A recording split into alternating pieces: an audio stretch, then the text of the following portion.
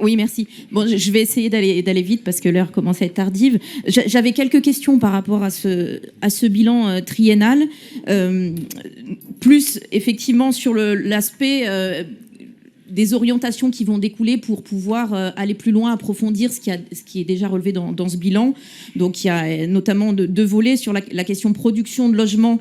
Bon, on le voit qu'il y a un solde négatif en termes de production du logement social, puisqu'on a 600 démolitions et seulement 540 constructions. C'est notamment dû au fait qu'à Saint-Étienne, on a subi un moratoire sur les constructions de logements sociaux. Donc je voulais savoir, puisque bon, je pense qu'on peut tous faire le constat aujourd'hui qu'on va quand même vers plus de précarité de nos populations et qu'il y a besoin de renforcer l'accès au logement social si, je l'espère, ce moratoire ne va pas être reconduit et qu'on va pouvoir reprendre un rythme de construction normal de logement social, notamment à Saint-Étienne, mais qu'on va pouvoir revenir sur un solde positif.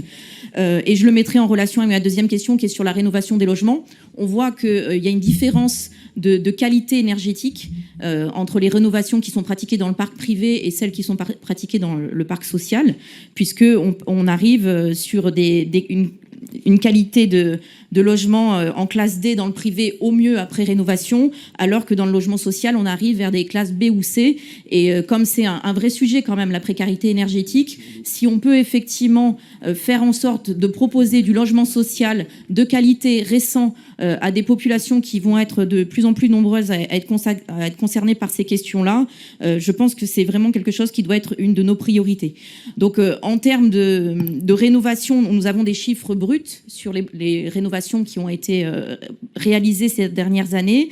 Par rapport à la proportion que ça peut représenter pour atteindre un taux plus satisfaisant de rénovation dans nos centres-villes, dans nos centres-villes qui sont parfois délabrés et surtout dans lesquels on fait face à des gros problèmes de vacances de logement.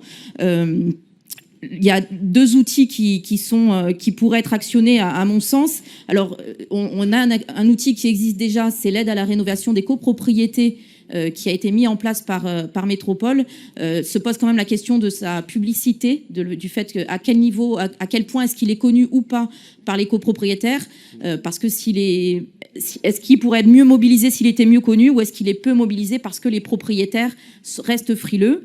Et ça m'en amène à ma deuxième proposition qui avait été formulée l'an dernier par notre collègue Pierrick Courbon sur la possibilité d'expérimenter ce qu'on appelle le permis de louer. Alors pas à l'échelle de la métropole, mais peut-être dans une ou deux collectivités qui pourraient être motrices, qui pourraient être volontaires, sur le modèle de ce qui se fait à Roanne, pas très loin de chez nous, donc ça ne sera pas très loin pour aller visiter comment ils font.